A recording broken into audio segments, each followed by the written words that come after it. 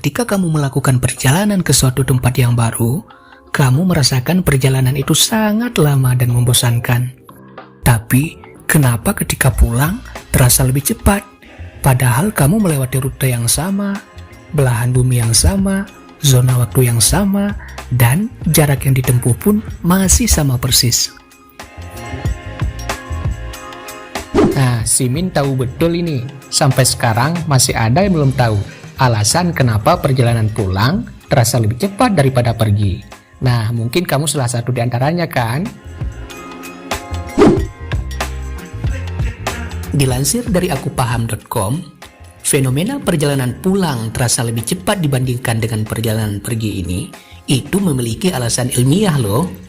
Para peneliti yang tertarik dengan fenomena ini telah lama melakukan sebuah penelitian untuk menemukan penyebab serta alasan logisnya. Mereka pun menyebut fenomena ini dengan sebutan return trip effect, di mana seseorang merasa perjalanan pergi itu terasa lebih lama daripada perjalanan pulang.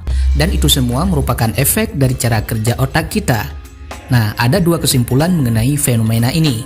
Pertama, mereka mengatakan saat perjalanan pergi, otak kita cenderung lebih fokus mengamati dan menandai objek-objek baru, tanda-tanda jalan, persimpangan, dan tanda-tanda lain. Sehingga persepsi otak terhadap waktu pun menjadi lebih lama. Sedangkan saat perjalanan pulang, terlebih jika kita melewati jalan yang sama, maka otak kita akan merasa lebih familiar dengan kondisi jalan yang ditempuh.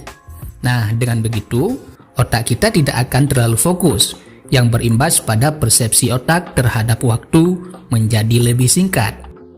Oleh karena itu, fenomena return trip effect ini hanya terjadi pada orang-orang yang bepergian ke tempat yang baru dibandingkan tempat-tempat yang biasa dilalui setiap harinya.